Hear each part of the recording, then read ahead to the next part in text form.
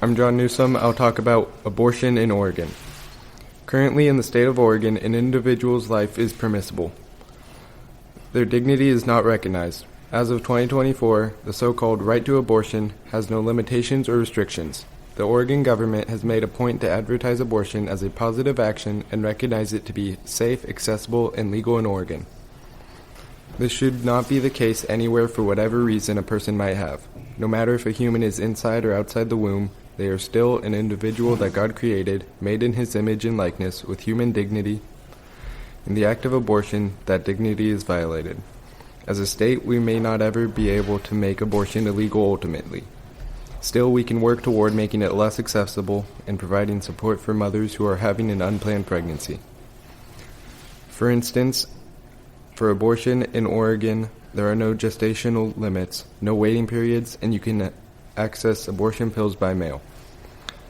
Although we may not be able to get rid of abortion altogether, we can work to put limits on it. So instead of allowing abortion until birth, the state of Oregon could only permit abortion up to a certain point, such as 8 weeks. Although this would enable some abortions, it would also decrease the number of late-term abortions, therefore causing people to see that there is life inside the womb. Another thing Oregon could do to help increase the dignity of life in Oregon is to mandate pregnancy conciliations and to show the ultrasound during these appointments.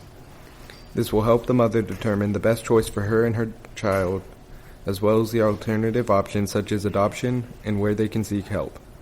In addition to this, when a woman sees the ultrasound, the risk of an abortion decreases because the woman can now see what she could end.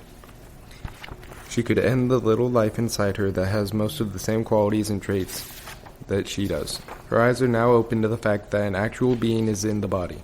As a result, it is very unlikely that the woman would still want to terminate the pregnancy and to end the child's life. A significant factor in the decision to have an abortion is because the mother does not feel that she has adequate resources to raise their child. However, Oregon could provide more pregnancy clinics and offer them easy access to resources. For example, the government could provide pamphlets in hospitals and the phone numbers of the pregnancy clinics to make them more accessible to pregnant women who find themselves in situations where they might not know what to do. To ensure that the clinics can help all the mothers, children, and families, the state could provide funding. That funding would be able to go toward food, clothing, blankets, and financial support for the families. In conclusion, although it may seem impossible to transform Oregon into a state that acknowledges the value of life, with small baby steps, we can begin to make that transformation and open the eyes of the people to see the dignity of human life.